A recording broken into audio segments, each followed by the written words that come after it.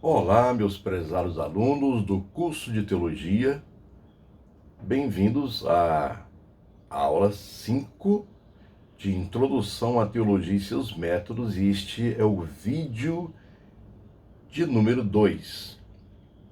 Pois bem, estamos tratando aqui de uma breve história da teologia e incluindo, portanto, a Reforma Protestante do século XVI.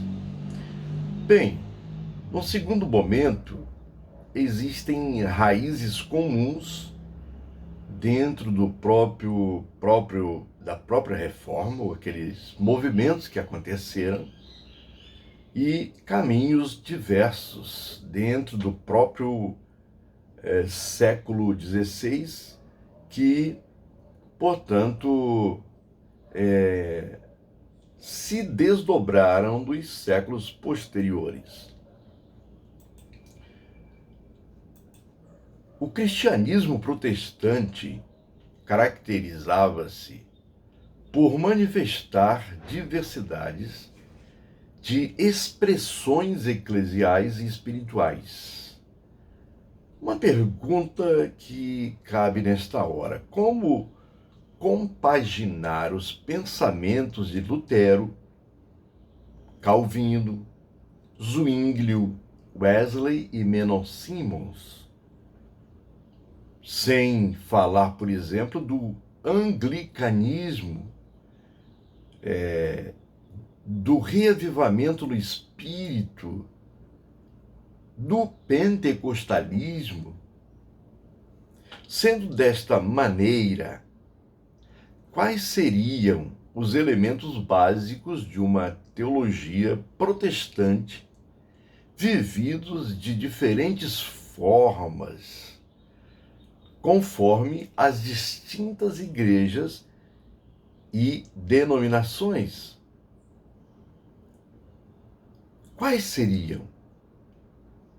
Não se pode pensar que houve apenas uma reforma e um reformador chamado Lutero, uma reforma na Alemanha, e um reformador chamado Lutero que impactou o mundo, mas crendo que esse mover do Espírito para que a igreja se reformasse foi acontecendo, foi se desdobrando em várias partes da Europa, do velho continente europeu.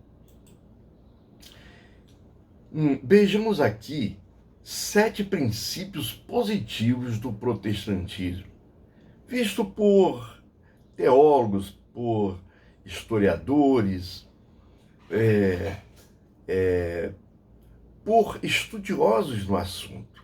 7 princípios positivos do protestantismo de uma forma geral. O primeiro princípio é o cristocentrismo, solos Christus. Nesse sentido, Jesus Cristo orienta a vida e o testemunho de cada crente e da igreja. Jesus Cristo é o centro da Escritura, como Senhor e Salvador. Daí, ninguém se salva pelos méritos humanos, mas pela graça de Deus. E esta graça é encarnada e anunciada por Jesus de Nazaré. Jesus o Cristo, Jesus de Nazaré.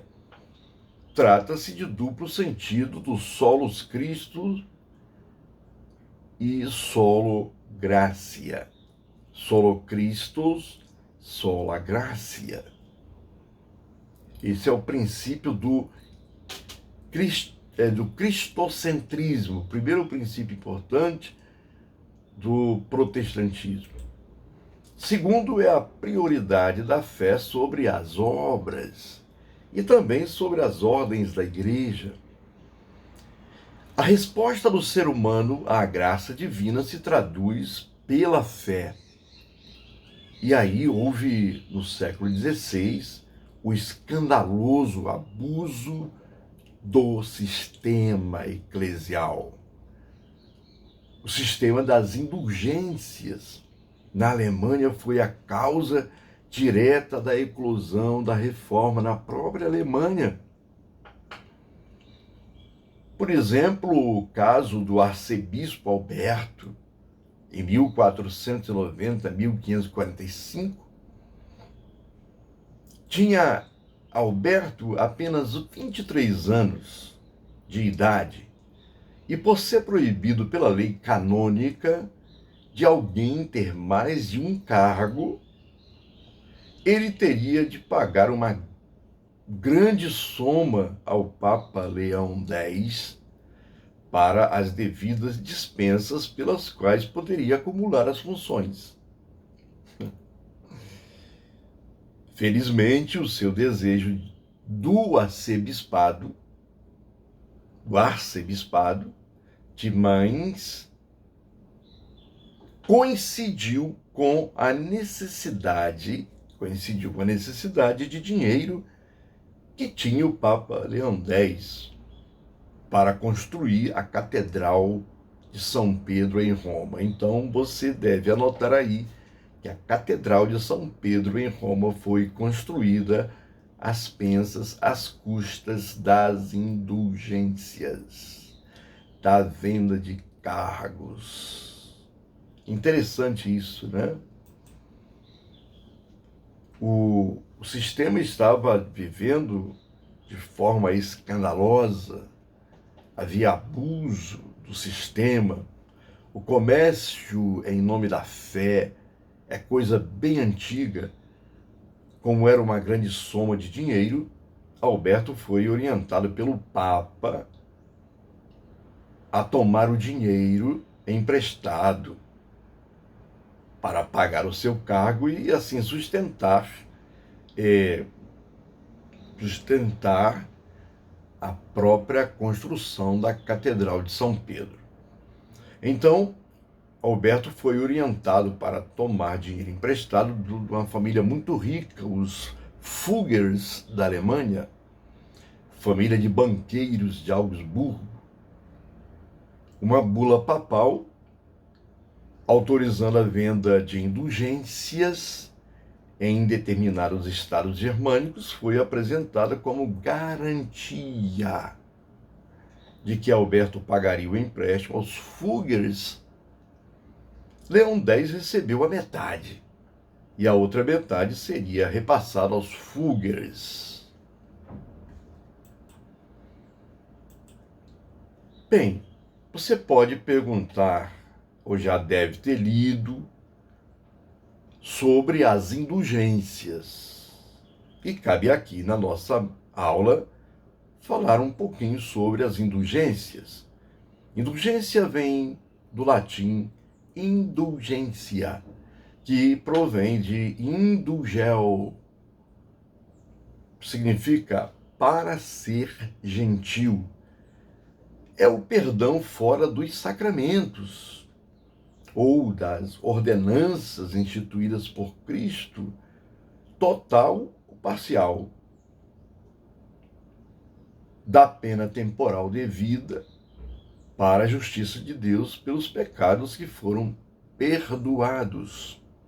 Ou seja, do mal causado como consequência do pecado já perdoado, a remissão é concedida pela Igreja Católica, era concedida pela Igreja Católica no exercício do poder das chaves, por meio da aplicação dos superabundantes méritos de Cristo e também dos santos, por algum modo ou motivo justo e razoável.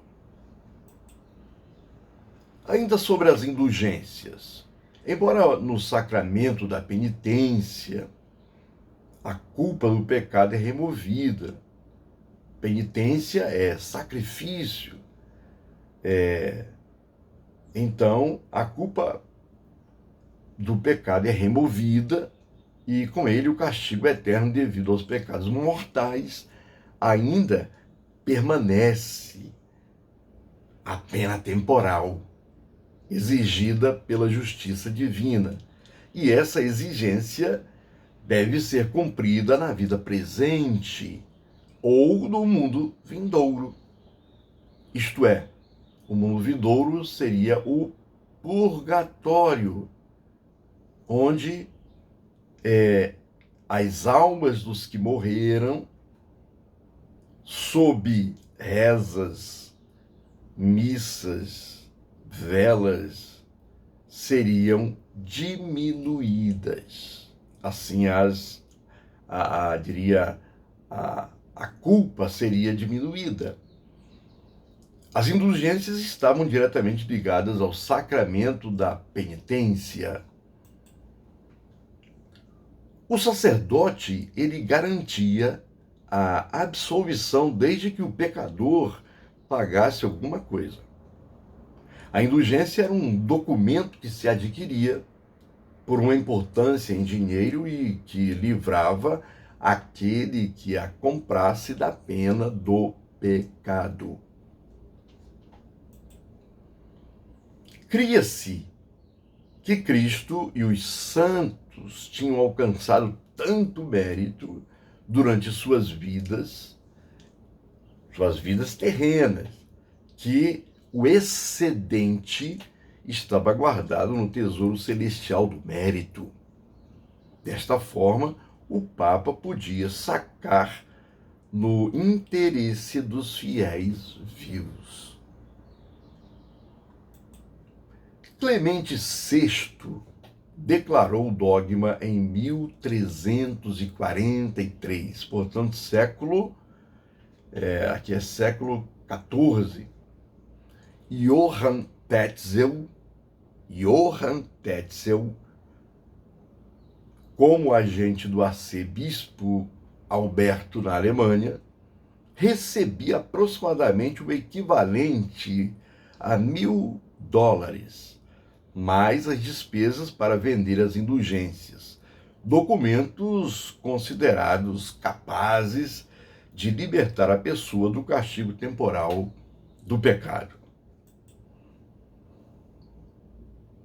Bem, no próximo vídeo, nós vamos, nesta aula 5, falar sobre um outro ponto positivo do protestantismo, que é o fundamento na Bíblia. Fundamento na Bíblia. Todas as convicções de fé se sustentam mediante o estudo constante e profundo da Bíblia, que é o princípio da sola Escritura. Enfatiza que a Bíblia é a única fonte objetiva para aurir o conteúdo da fé. Então, até o vídeo de número 3 da nossa aula 5 de Introdução à Teologia e seus Métodos.